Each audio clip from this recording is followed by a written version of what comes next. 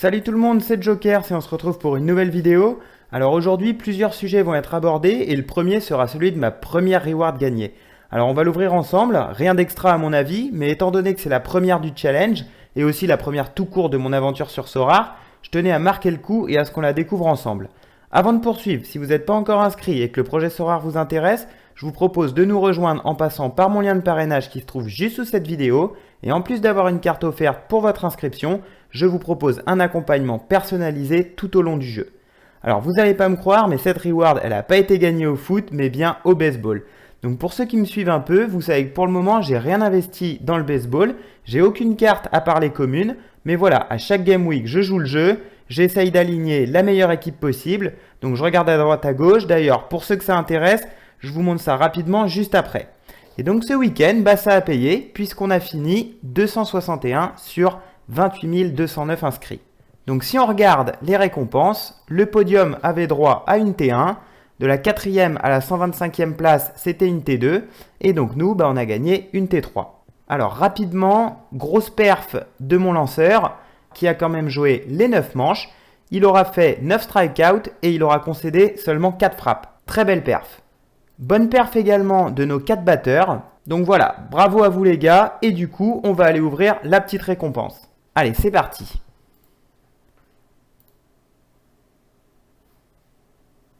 Alors, le nom de l'équipe, je l'ai pu. Deuxième base, David Fletcher. Alors, je connais pas le joueur, le contraire m'aurait étonné. Donc, on va aller voir tout de suite sur Sorare Data ce que ça vaut. Alors, David Fletcher, Los Angeles Angels, c'est ça. Ok, alors actuellement ça vaut 0,0030 Ether.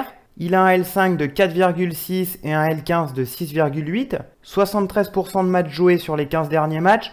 Pour un deuxième base, c'est plutôt correct. On va aller voir un petit peu le scoring. Ok, donc pas mal de DNP ici, peut-être dû à une blessure. Donc voilà, il a repris ici 29 juillet.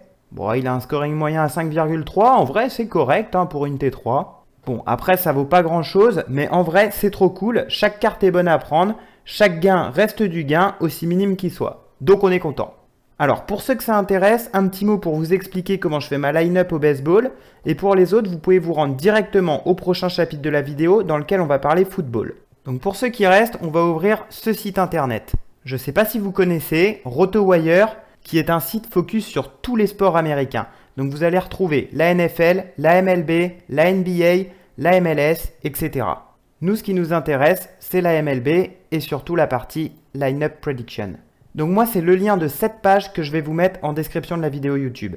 Et donc ici, vous allez avoir toutes les prédictions de line-up des matchs du jour et de ceux du lendemain. Donc ça me sert principalement pour les lanceurs de départ parce que comme il y a une grosse rotation au sein des joueurs, c'est vraiment le poste où vous êtes le plus susceptible de taper un DNP. Alors le truc, c'est que vous pouvez voir seulement les 2 matchs à venir. Or, dans la Game Week, il y a souvent 3 voire 4 matchs. Alors si vous le souhaitez, vous pouvez aller là, dans Probable Pitcher, où vous allez avoir le détail sur toute la semaine. Le souci, c'est que la version gratuite vous donne l'info uniquement pour 3 matchs. Et que si vous voulez le reste, il faut souscrire à une offre. Alors j'ai même pas regardé les offres, moi la partie des line-up, elle me suffit amplement. Donc ici, vous allez avoir les lanceurs prévus et en dessous, vous allez pouvoir retrouver la composition du reste de l'équipe. Donc là, il y a beaucoup moins de turnover, mais c'est toujours sympa de vérifier que votre joueur est bien prévu. Surtout si, comme moi, vous suivez pas du tout les blessures ou autres. Et typiquement, depuis le début, j'aligne toujours Gavin Lux des Dodgers en middle infielder. Et là, ce week-end, il n'était pas dans la compo. Donc j'ai mis Urias à la place qui me rapporte 37 points et qui me permet d'aller chercher la reward. Donc vraiment, ce site, il est top pour vous aider à faire votre line-up et éviter les DNP. Après, vous allez aussi retrouver le nombre de matchs gagnés et perdus d'affichés. Donc si vous hésitez entre 2 joueurs, ça peut vous aider à trancher. Même si moi, personnellement, c'est plus le scoring du joueur sur ces 15 derniers matchs que je vais regarder. Après, si j'ai 2 L15 du même niveau, c'est sûr que je vais choisir en fonction du nombre de victoires de l'équipe. Voilà ce que j'avais à dire concernant le baseball. Je vais maintenant dire un petit mot sur le football avec notamment un premier bilan de l'achat-revente qui a été réalisé cet été. Donc on va retourner sur Sorare Data, on va ouvrir ma galerie. Tout affiché. Alors, actuellement, il me reste 4 cartes à vendre sur la vingtaine de cartes que j'avais achetées en fin de saison 2021-2022. Je rappelle que j'avais donné pas mal de noms, dont ceux de tous les joueurs sur lesquels j'ai fait mon achat-revente dans les 3 vidéos sorties fin mai, début juin, qui étaient focus sur le scouting en Europe. Donc moi j'ai fait quasi un demi-Ether de bénéf sur ces cartes. J'espère que c'est pareil pour vous et que vous avez pu vous gaver aussi. Alors là, comme je vous disais, il me reste seulement 4 cartes à vendre, les deux là et les deux là. Le reste, c'est principalement des récompenses de parrainage. Lui, c'est un achat hors stratégie et les gardiens, c'est plutôt pour du long terme. Donc comme vous pouvez le voir, ici, ça vaut plus le coup, tout simplement parce que le floor price est en dessous du prix auquel j'ai payé les joueurs. Mais en vrai, rien de grave, surtout, faut pas les vendre. Ici, j'ai juste à hold les joueurs et je les vendrai quand ils remonteront. Alors pour Daramy, c'est particulier. Je pourrais très bien le vendre maintenant et faire x4. Le truc, c'est qu'il s'est blessé, donc son prix a légèrement chuté. Il y a 10 jours, il partait à 0,12. Étant donné que c'est un top joueur, je préfère attendre qu'il revienne de blessure et qu'il performe pour le vendre. Alors maintenant, question, qu'est-ce qu'il faut retenir de cette première phase d'achat-revente en Europe? Eh bien, on va prendre un exemple, c'est celui de Schürrle. Et cet exemple, il va s'appliquer à quasiment tous les joueurs qui ont un profil semblable au sien, à savoir jeune et très prometteur. Et encore, vous allez pouvoir extrapoler à bien plus de joueurs dont le profil est différent. Donc, le timing d'achat le plus intéressant, juste avant la fin des championnats. Moi ici, je l'avais acheté le 12 mai. Et c'est là que je vais tirer la leçon la plus importante. Pour moi, et ça reste mon avis personnel, le meilleur moment pour vendre se situe avant, et j'insiste bien sur le avant, que le premier match de championnat se joue. Alors, cette hype, on va pas en tenir compte, parce que c'est une hype de transfert. Ici, j'ai une rumeur de transfert, alors à vérifier, mais je crois que c'était vers Bruges. Bref, le transfert n'aboutit pas, chute du prix. Donc ça nous intéresse pas parce que c'est dû à une rumeur de transfert. Donc vous oubliez cette partie et nous on va faire comme si ça s'était déroulé normalement, c'est-à-dire que ça continue de grimper jusqu'à la reprise du championnat. Je rappelle, premier match en Eredivisie le week-end du 6-7 août, donc ici avant le match, ici après le match. Si votre joueur ne performe pas sur son premier match, grosse chute. Regardez, ici on passe de 0,0459 à 0,03. Et ça, c'est dramatique.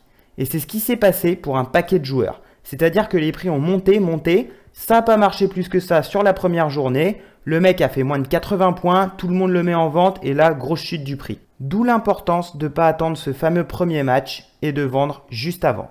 Des fois, oui, vous passerez à côté d'une hype parce que votre joueur aura mis triplé sur la première journée, mais la plupart du temps, vous allez observer cette chute. Donc si j'ai un conseil à vous donner, si vous faites de l'achat-revente comme moi sur les fins et reprises de championnat, vendez juste avant que le championnat reprenne. C'est la leçon que je tire de cette première phase. Il y en aura d'autres à venir. Bientôt, on va se diriger en MLS. Peut-être qu'il y aura d'autres conclusions à tirer. Mais en tout cas, pour le moment, c'est ce que je retiens. En plus, qui dit reprise de championnat dit nouvelle carte. Et donc là, vous voyez, sa carte, elle est sortie il y a 2 jours. Et ben, on observe une chute du prix sur les anciennes cartes. Donc là, vous voyez, le timing, il est complètement mort. Donc moi, j'ai plus qu'à attendre soit que le joueur enchaîne les bonnes performances, soit qu'il y ait une annonce ou quelque chose d'autre qui fasse remonter son prix. Alors voilà le petit bilan que je voulais tirer avec vous aujourd'hui. Avant de conclure, un mot sur la prochaine vidéo à venir.